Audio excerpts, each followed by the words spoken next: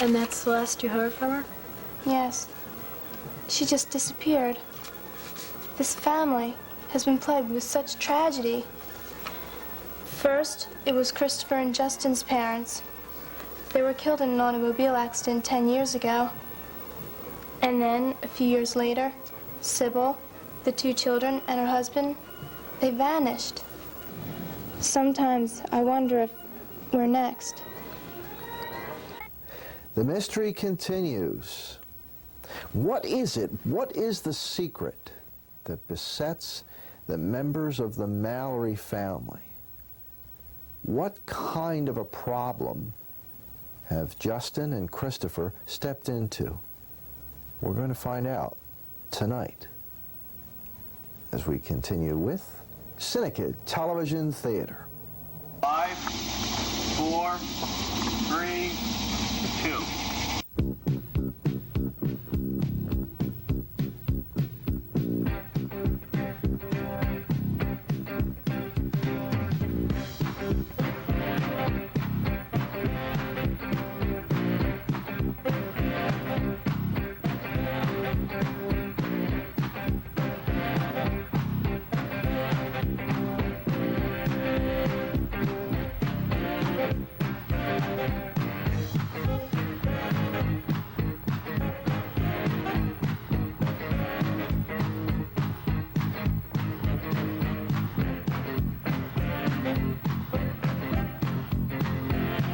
Good evening, ladies and gentlemen, and welcome to this week's edition of CINEKYD Television Theater. I'm Bob Clark, the Executive Director of CINEKYD Enterprises Incorporated, and I'm so pleased that you could be with us for tonight's program. We have quite a number of things to share with you, and we're going to start with our brand new series, Phantomos. To recap, Justin and Christopher Mallory, 2 teenage boys who are part of a very wealthy family, had left the United States about 10 years ago following the tragic death of their mother and father in an automobile accident. They've returned, for reasons that we're not sure of, to the United States to live in a home that they had known as theirs. It's now occupied by their Uncle Paul, their Aunt Louise, and their 2 cousins. What is it that forces Aunt Louise to be so unkind to the boys? What are the secrets of Mallory Manor? Moreover, within all of this, who is or was Phantomos? Let's watch.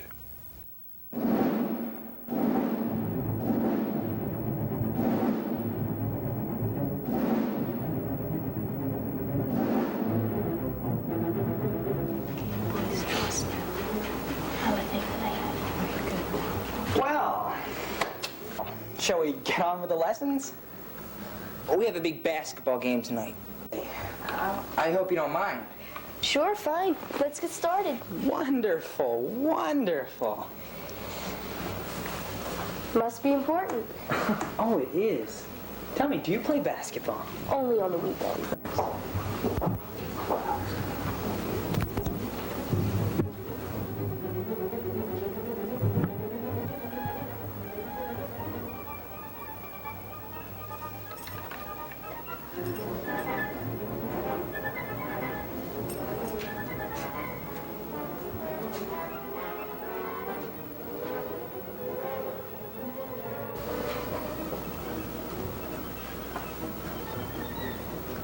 Miss Gladwin. Oh, Mrs. Mallory. I beg your pardon. Is something the matter? No, of course not. Good. I've got a little problem. I'd like to talk it over with you. Oh, what is it? Won't you sit down?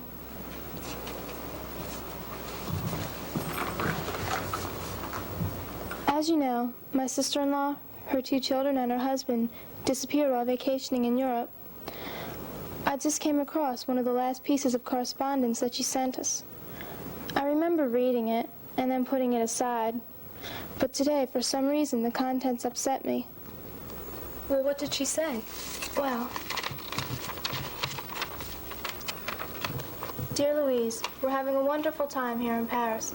The climate is beautiful. Wish you were here with us. Today we ate in the... You look like a perfect gentleman. I feel so stupid. Why couldn't I have just worn my jeans? Jeans? Why, Norman, you know better. We're going to be going out into a restaurant and dining. Oh, and don't you look nice? Doesn't your brother look like a perfect gentleman? Of course. I have our day all planned out for us, children. First, we're going to take a tour of the Eiffel Tower. And maybe we can eat at that restaurant up there. Sounds fun. Maybe we can go up to the very top. And I know you children are going to behave like a perfect lady and gentleman. Next, we're going to take a tour of the Champs-Élysées. And maybe we can visit some of those shops. Maybe buy you a new dress. Wonderful. Mom, Yes, dear. can we go down in the lobby? No, you're going to wait here until I'm ready. Well, I'm really hungry. Can we go down to the lobby to get something to eat or to drink? You're going to wait here until I am good and ready to take you out. I don't understand. You haven't let us out of your sight since we've gotten here.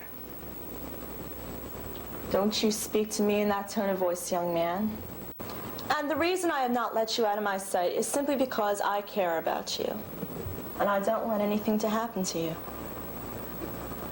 We're in a strange country, and children are just kidnapped off the streets without anybody knowing or caring about it, for that matter.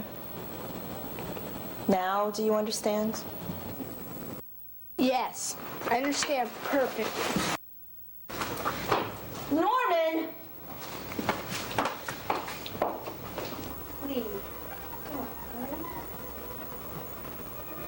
We can't wait to return to the States. Send my best to everyone. Sybil. And that's the last you heard from her? Yes. She just disappeared. This family has been plagued with such tragedy. First, it was Christopher and Justin's parents. They were killed in an automobile accident 10 years ago. And then, a few years later, Sybil, the 2 children, and her husband, they vanished. Sometimes I wonder if we're next.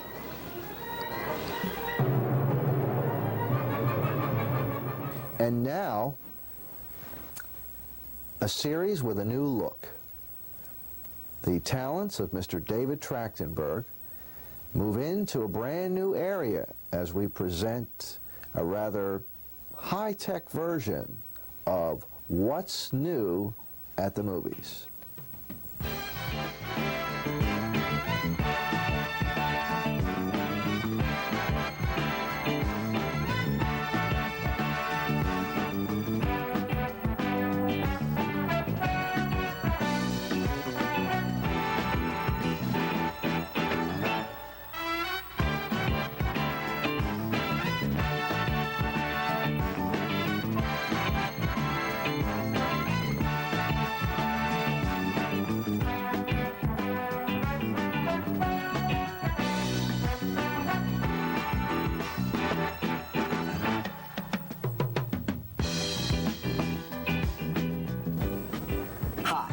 This week for What's New at the Movies, we're going to take a look at James Bond and James Bond.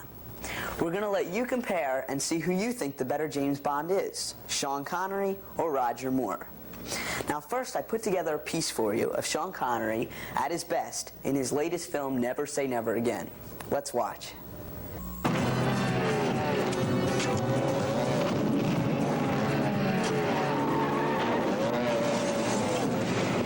My name is Bond. Oh, you're Mr. Bond. I believe I'm having you in half an hour. Oh, splendid. Your room or mine? Mine.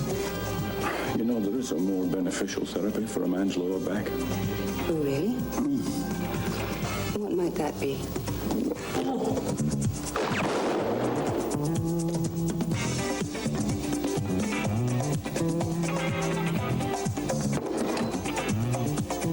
Algernon. Not quite perfected yet. You could write a very binding contract for this. Good to see you, Mr. Bond. Things have been awfully dull round here.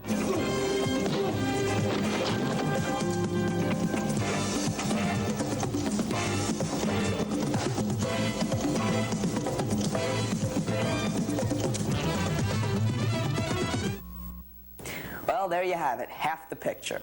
Now here's where Roger Moore picks up. Roger Moore starred as James Bond in his first film, Live and Let Die. Now let's watch as Roger Moore shows all his style in these next few clips as Agent 007, James Bond. Good evening, Mr. Bond. Good evening.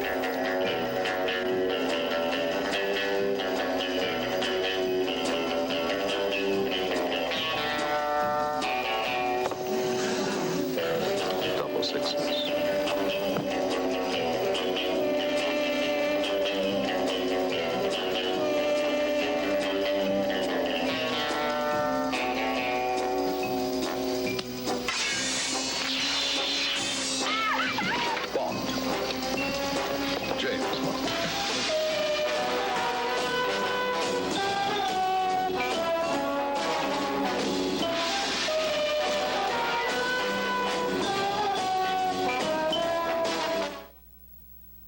That was Roger Moore, and you already saw Sean Connery.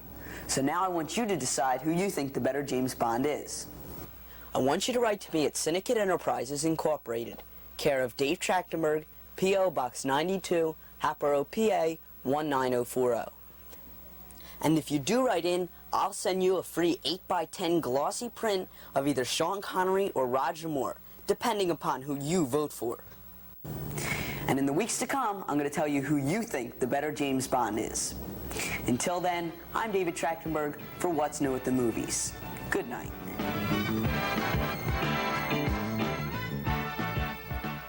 Now for a change of pace. A couple weeks ago, we presented a series that we had developed during the 83-84 broadcast season. Its premise was rather basic. For the boys and girls in our Tyro program, the younger CINEKYDs, we present them with a challenge of taking a piece of music, any music, and coordinating some type of visual activity that coincides with the music. And some of their efforts are rather impressive, as you'll see in just a moment, as we join the kids for Kid Bits.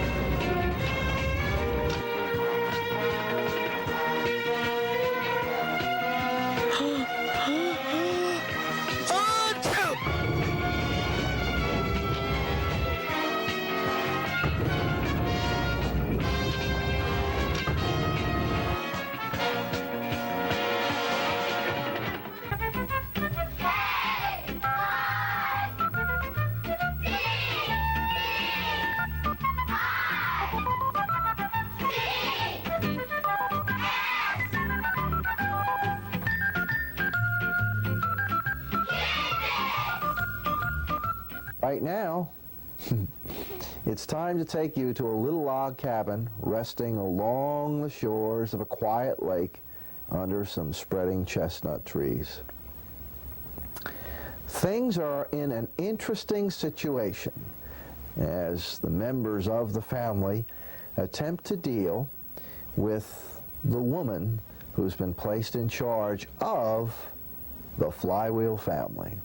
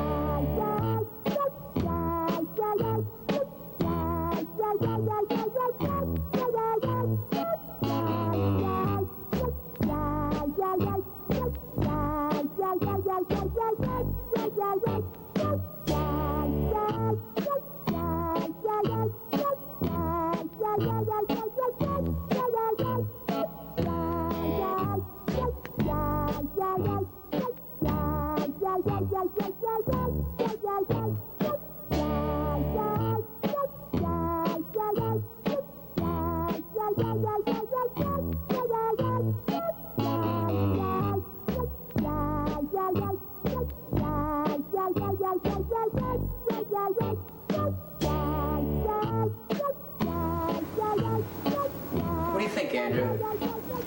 Could be a raccoon, or a muskrat, or maybe a baby bear. A baby bear? What do I know? Yeah. The thing that bothers me is that somehow, whatever it is, it got into the house. Yeah. It chewed on the coffee table and the door frame. And you saw what it did to the tropical fern. Definitely got into the house. Ah. Hi, guys. But what are you doing? I'm just shutting the door. You know what I mean. No, I don't. Are you having trouble with Aunt Patsy again? No, I'm not. All right. You're teasing Nellie again. No. Okay. Excuse me. Jimbo, maybe you can help us out. You haven't seen any small animals, like a raccoon, or a muskrat, or a baby bear? No, I haven't seen any small animals. We're just trying to figure out what could have made all those chew marks. Chew marks? No, I didn't see any small animals. She wants you and you. Just for a minute, please. She probably wants us to move the whole kitchen now. Really?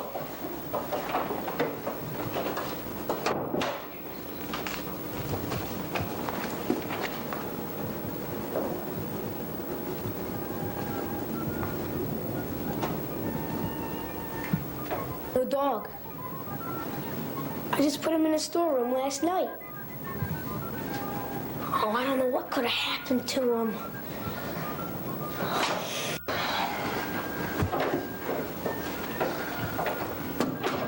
Moved more stuff this week than I've moved in my entire life. I know what you mean. But gotta admit, the living room does look kind of nice like that. I guess so. She is a great cook. Yeah, you could say that. Hi, guys. Hi. What does she want us to move now? Well, it's just that it's time for lunch, and Aunt Patsy wants all of you into the kitchen. Oh, lunchtime. Yeah.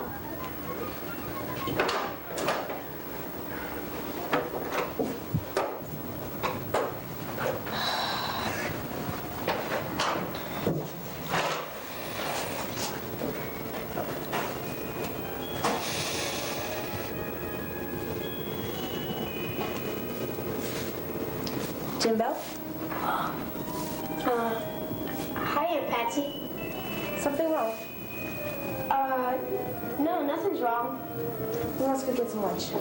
Sure, great.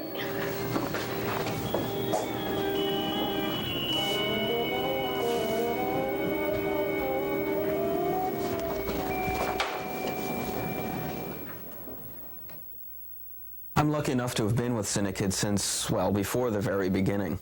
Bob Clark and a handful of us students and teachers laid the foundation for CINEKYD over 10 years ago. The first track program met in 1974 in the basement of his house. This remarkable new organization quickly outgrew the Clark home. So then, as with every project since, kids and adults worked together to move the organization to here at 129 Sherwood Road. Here we had a little more breathing room, and over the next few years, we expanded our facilities as our enrollments grew, like building a home brick by brick, until, as we always knew we would, we occupied the entire building. All along the way, we knocked down walls, built rooms, paneled, carpeted, painted, did all the work ourselves with minimal outside support. That's part of the good feeling that the staff, kids, and parents feel about this place. It's ours. We've built it ourselves. You can share that feeling too by getting in on the ground floor of a new project, helping CINEKYD to grow enormously in the future, to reach more kids than ever before. You see, when it comes to meeting CINEKYD's overhead expenses, we have two choices. We could raise all our income from tuition fees, but even though our professional staff is entirely volunteer, our costs continue to rise. Rising tuitions would mean that more and more families would be unable to afford us. We'd end up with an elitist and very expensive program, and that's not what we want, so that's why we've stuck to the other route. We keep tuition as low as possible by supplementing that income through outside sources. These diverse sources provide us with a solid financial support, but each of them requires efficient administration.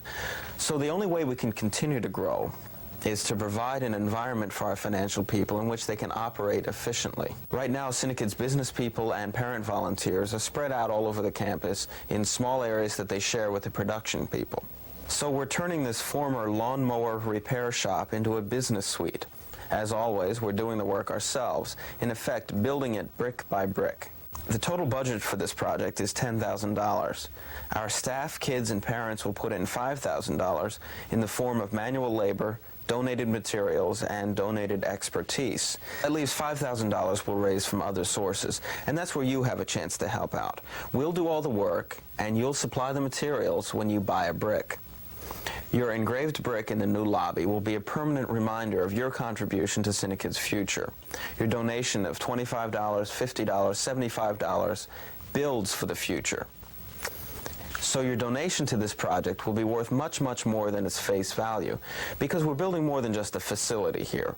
We're building a system that will work to keep tuition low, a system that will allow us to serve more families, to do more of what CINEKYD does so well. We'll always look back at this project and say, this was a turning point. This was the year we began to reach out to more kids than was ever possible before. Those of us who helped to make it happen will always share a special sense of accomplishment. Share that feeling with us. Buy a brick.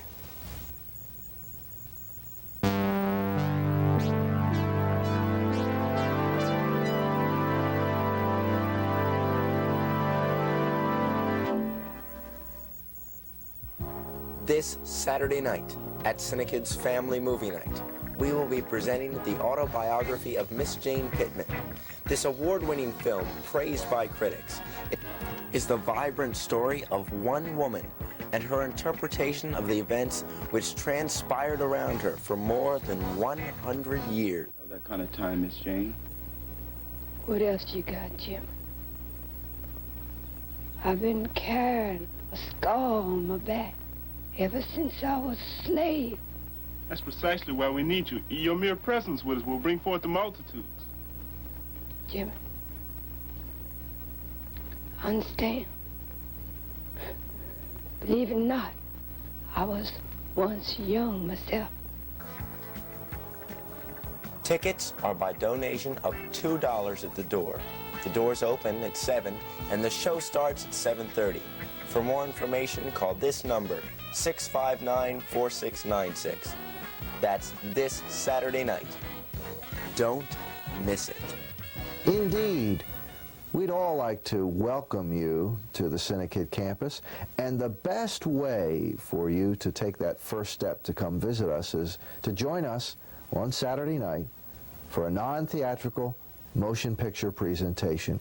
You will indeed enjoy the show because we pride ourselves in having one of the finest arrays of motion picture entertainment, a fine mixture of classics and contemporary films.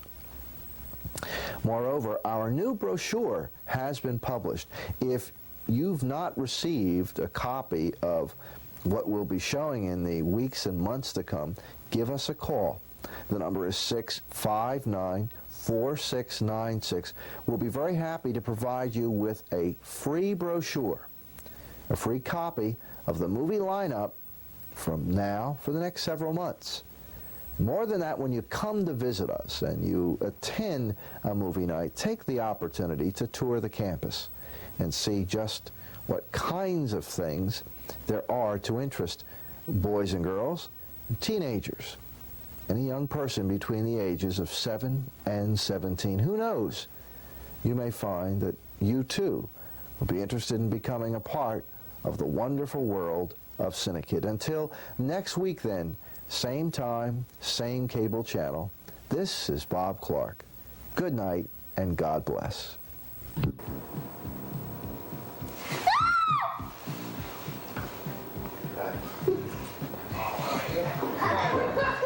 Your life depended on that?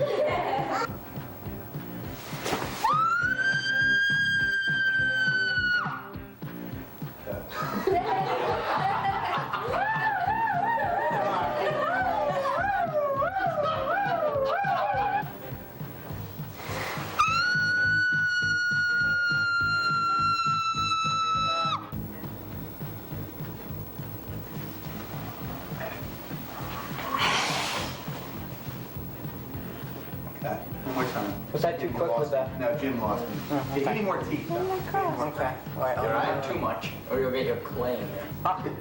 Denture problems later? Ever had this embarrassing that happened to you at a dinner party? You set? You want to Get back in. Here's the set. Okay, this is Aaron being strangled. This is real. Here we go. 5, 4, 3, 2. No, let's back it up a line. It's probably the delivery boy. Okay, let's do it again. Do it again. Yeah, you gotta stay down there. Okay, no one's that probably the scene. All right. It's probably the delivery boy. Could be.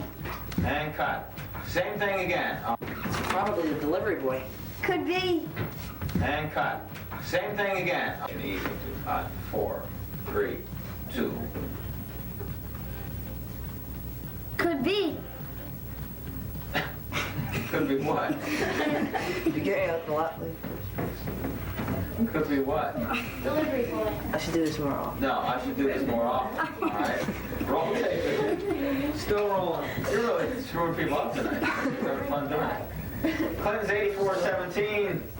Section E, take 5 or 6. 5, 4, 3, 2. I should do this more often. Oh? Yes. Do it again. You missed. Can I have my present now? Sure, go ahead.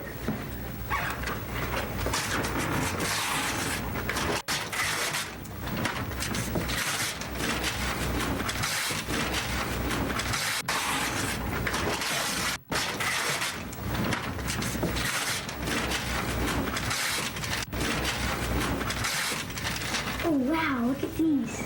And cut. Okay, give him another present. Does he have another gift? Rolling. Good. Clinton's 84-17. Can I have my present now? Sure, go ahead.